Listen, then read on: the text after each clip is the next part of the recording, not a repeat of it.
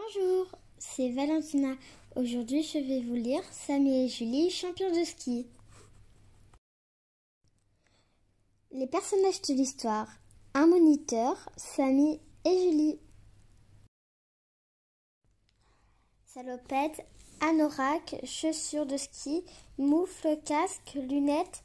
Samy et Julie sont enfin prêts pour partir à l'école de ski.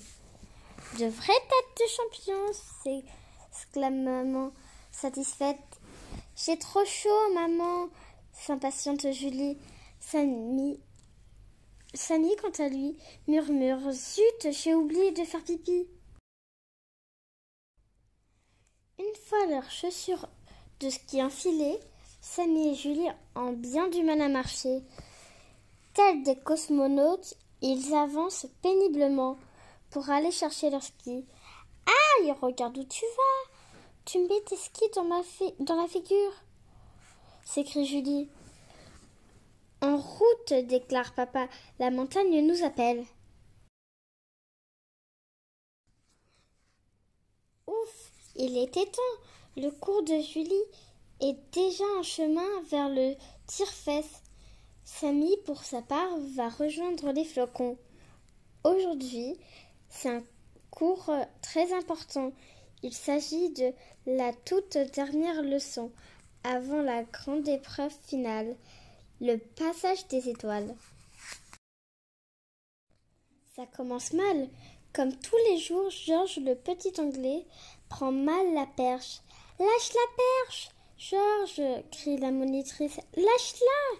Mais Georges ne comprend pas très bien le français et se casse la figure. Et comme tous les jours, Julie, qui est juste derrière lui, tente de le contourner. Patatras, c'est la chute générale. Du côté de Samy, les choses se présentent mieux. Vous ouvrez les skis et hop, vous tournez, répète le moniteur à chaque virage. À toi, Samy. Parfait. Samy est très fier. Suivant, ordonne le moniteur. Mais Lily s'en mêle les skis. Elle n'arrive plus à tourner et file droit vers les sapins. Reviens, Lily, reviens, crie Samy, hilar. Le slalom de Julie est plus compliqué. Si tu ne ramènes pas les skis parallèles, c'est fichu, tu n'as pas ton étoile, affirme Georges, avec son meilleur accent. Tu en es sûr? S'inquiète Julie. Sûr de sûr, répond le petit anglais. Je l'ai déjà raté 2 fois. À demain les enfants, lancent les moniteurs à la fin du cours. Rendez-vous dès le matin pour le passage des médailles. Alors ne vous cassez pas une patte cet après-midi. Et n'oubliez pas, les épreuves débuteront à 10 heures précises. Samy fait le fier, mais Julie n'est pas très rassurée. Ramenez les skis parallèles, se répète-t-elle en boucle.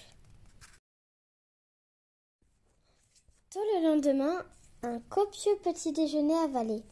Tout le monde se dépêche d'enfiler sa tenue de ski.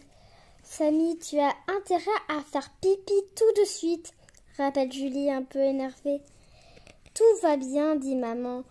Vous êtes parfaitement à l'heure. Oh non, quelle horreur! Ce n'est pas possible, s'exclame Julie en sortant du local à ski. Qu'est-ce qu'il y a? Demande Samy. Il neige, on ne voit rien du tout. On ne verra même pas les portes où l'on doit tourner. Pas de panique, dit papa. Ça va aller, les moniteurs sont l'habitude. Ce n'est pas très facile de passer ces étoiles quand on ne voit pas le bout de ses skis. Mais Julie a réussi. Pas un seul virage raté et des skis parfaitement collés. La neige tombe à gros flocons. La brume est épaisse. Et c'est à Samy de s'élancer. Suivant, go, crie le moniteur. Un virage, 2 virages, 3 virages et vlan! Un surf venu de nulle part percute Samy qui chute le nez dans la poudreuse.